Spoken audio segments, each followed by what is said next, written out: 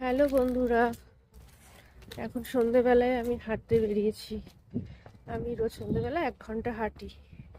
কখনো কখনো সকালেও আমি হাঁটার চেষ্টা করি। 1 ঘন্টা করে হাঁটি। তোমরা হাঁটো তো? শরীরচর্চা করো তো সকালে কিংবা রাত্রিবেলায়? আমি কিন্তু করি। এই দেখো আমার রাস্তাটা, যেখানে আমি রোজ হাঁটি।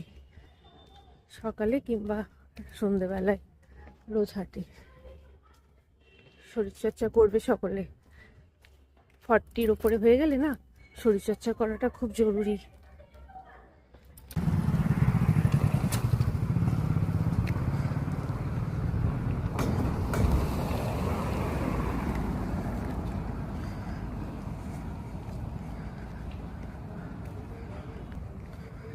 হাঁটতে হাঁটতে সন্ধে হয়ে গেছে।